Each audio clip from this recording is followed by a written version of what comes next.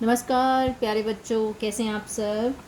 आज जो आपने मुझे क्वेरी दिया था वो है सकर्मक और अकर्मक क्रिया का अंतर।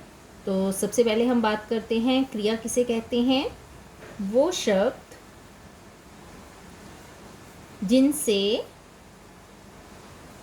किसी कार्य के होने का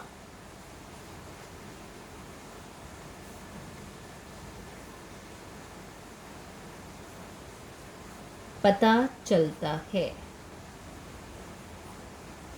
ठीक है, जैसे कि उदाहरण हम लेते हैं चलना, उड़ना, खाना, पीना, अर्थात जिन शब्दों से भी किसी काम के होने का पता चलता है उसे हम कहते हैं क्रिया। जो आपको बच्चे शंका थी वो थी अकर्मक और सकर्मक क्रिया में। सबसे पहले तो देखो दोनों में कॉमन क्या है, कर्म। कर्म अर्थात क्या काम, क्या कीवर्ड जो है वो आएगा, आपके क्या प्रश्न का उत्तर जो है वो आपको मिलेगा। उसके बाद हम बात करते हैं अ की। अ का अर्थ क्या होता है, बिना, अर्थात कर्म के बिना।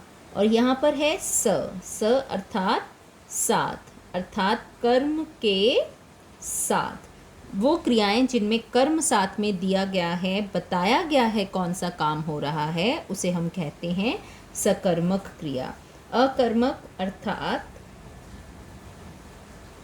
कर्म के बिना, जिनमें कर्म नहीं हो सकता, कौन सी क्रियाएं हैं, जैसे रोना, चलना, फिरना,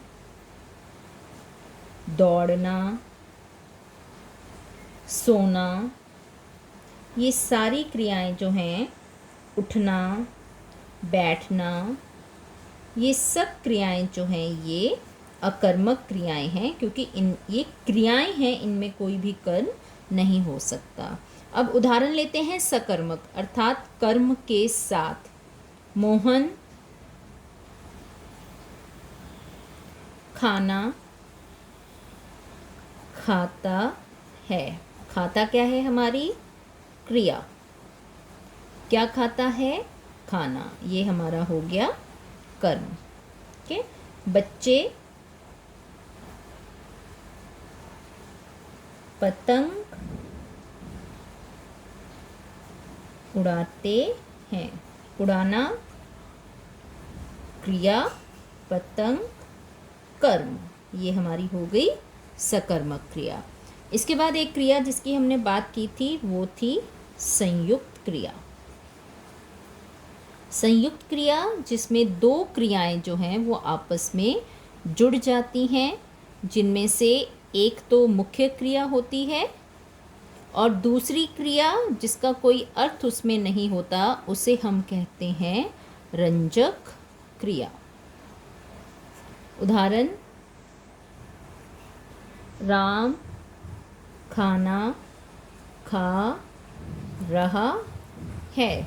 अब देखो, खा और रहा है, दो क्रियाएं इसमें जुड़ रही हैं। खाना क्या है, मुख्य क्रिया, और रहा है जो हमारी हो जाएगी रंजक क्रिया।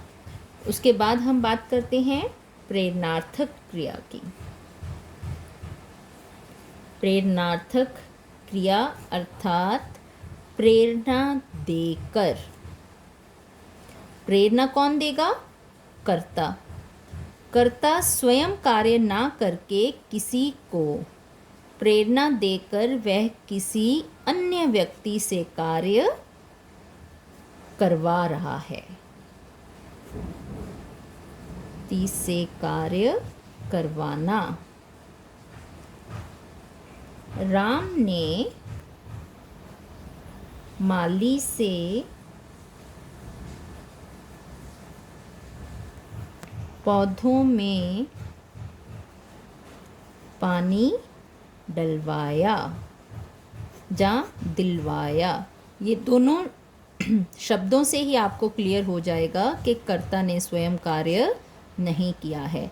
तो ये है बेटी आपकी क्रिया। आशा करती हूँ आपकी शंका का जो समाधान है वो इससे हो गया होगा और आपकी परीक्षा के लिए ऑल द बेस्ट।